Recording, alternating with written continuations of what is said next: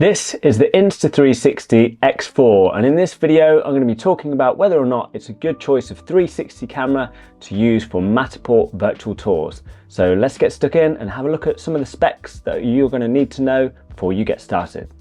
Before we go any further, I must say that I have been sent this camera by the guys at Insta360 very kindly, but everything in this video is my own thoughts. There's nothing scripted or asked by the guys at Insta360, so everything you hear is an honest review from me and it's my thoughts only. So I guess the main reason why you would consider using the X4 for Matterport is because it is compatible with the Matterport software. As about 5 or 6 years ago, Matterport opened up their software to third-party devices, and this included Insta360 and Ricoh. And Insta360 are bringing out loads of cameras since, and this is the latest model which is compatible with Matterport software.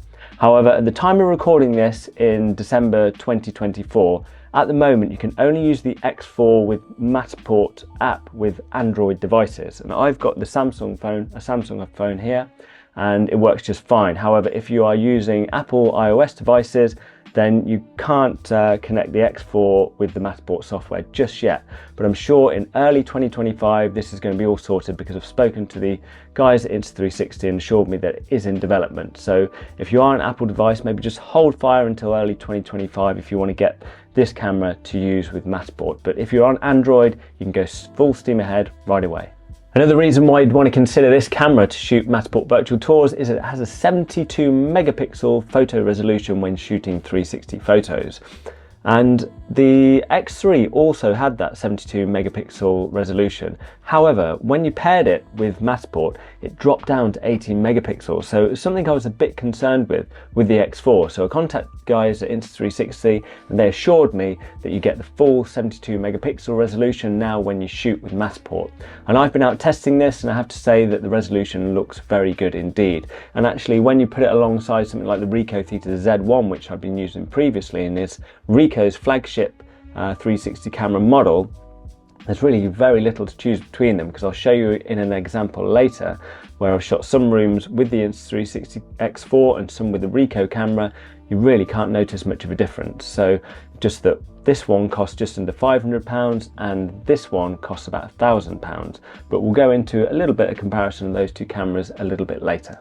So in terms of some other specs that you want to consider this camera for Matterport, by the way, I'm just talking about the Matterport specs because I'm not talking about video or sound quality, because you're obviously not going to use those with Matterport. Well, it comes with a 1/2-inch sensor, which obviously isn't quite as big as the 1-inch sensor in here, but to be honest, the low light performance that I've found when using it with Matterport has been fine, and I'll show you the examples of that in just a little while. In terms of storage, it comes with an SD card slot, and they take cards up to 1 terabyte. So that is loads of storage. You can be fine for days on end shooting Matterport if that's all you're doing. And in terms of battery life, it comes with interchangeable batteries which you can take out and charge. So if you've got a few of those with you, you'll be fine for battery life all day.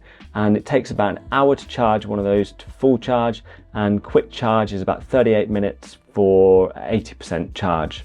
And also a little handy thing that you get when you buy this camera is you get these little lens protectors which you just can simply screw on there. So if you are a bit clumsy and you think you're going to scratch the lens, and these are a good little addition to have on, because when I got the first Insta360 camera, I did drop my camera. Well, it actually blew over in the wind in about the first 3 weeks of having it, and I had to get a whole new camera. So they are pretty handy to have on if you do think you could end up scratching it, and it'll save you a heck of a lot of money. It does come with this large screen here, which is good for navigating around the settings. However, it's not really that necessary when shooting the Matterport virtual tours for like framing, etc., because you're going to be using the Matterport app on your phone or on your tablet. But it is quite a good resource just for navigating around the settings, like I say. So in this video, I'm not going to do a full walkthrough of how you shoot a Matterport virtual tour with this camera, because I have done another video about that, which I will put in the links below and also linked at the end of this video. But I will just run through a few things that you need to know first, just before you get set up with the X4 if you are going to use it with Matterport. The first thing to do with all these 360 cameras when you use it with Matterport is that you're going to have to link it to the Wi-Fi on your phone so that you can use this with Matterport. So let's just have a look how you do that. So once you've got your X4 turned on, you're going to want to go to your phone and then go to settings and then go into Wi-Fi, and then hopefully you will find that you've got X4 just there. So you're going to want to click on X4 here. I've actually already paired it with this, so it will link automatically. But the first time you do this, you are going to need to enter the password of the X4 camera. And to get to that, I believe you swipe down, that's it, down from the top, and then go along to settings here, and then you will need to go down to Wi-Fi settings, and there it should tell you the password, and then from there you can enter that into your phone, and then that way your camera is paired to your Wi-Fi on your phone. So once you've got your camera paired with your phone, you're going to want to open the Matterport app, and then once you click on new job, you should find then that Insta360 X4 should appear as your camera that you're shooting with the Matterport app. Then there's just a couple of settings that you need to make sure you've got set on your Insta360 X4. So you want to make sure you're in a HDR mode, so you just click there, and then make sure you're on 72 megapixels there, not 18 megapixels. You want to get the best resolution. And then once you've got that set up and you're paired with the Matterport app, you're ready to start shooting your virtual tours. So now let's take a look at a couple of the examples I've shot recently using the Insta360 X4 with Matterport. So I'm just going to take you on a quick tour around one of the apartments that I shot using the Insta360 X4 and the Matterport app. So as you can see here, the resolution does look pretty decent. You can see everything exposed nicely in the windows. So I'm just going to take this quick skim round here, and I will put the link to this tour below so you can take a look for yourself, so you can have a proper deep dive in to see the quality of this virtual tour. And in my mind, it all looks pretty good. Go into the bedroom here, and again you can see everything nicely exposed in the windows, and also the light isn't too overexposed either. And this was shot on a very dull day, so although it's only got the 1/2 inch sensor compared to the bigger 1 inch sensor cameras that you might be able to get, this is doing a pretty good job in my mind, and the resolution still looks pretty good. One thing I would point out, which is the same in all 360 cameras, is you're going to get best resolution in the middle of the frame. So if you start looking around the edges, as you'll see here, then yeah, it doesn't look quite as good. It's always just in the middle that you're going to get that 72 megapixel resolution. So if you are wondering why the edges don't look as good, that's because you only get that full 72 megapixel resolution when you're right in the center. So as you go round, you'll find that you will get the sharpest detail in the center of the image. So this next example I'm going to walk you through now is one that I just did a little test on, where I shot the front of the property with the X4 and the rear with the Z1, just to see if you could see much difference. So here in the front room, this is shot with the X4. As you can see, there's a beautiful Christmas tree showing the time of year I was there.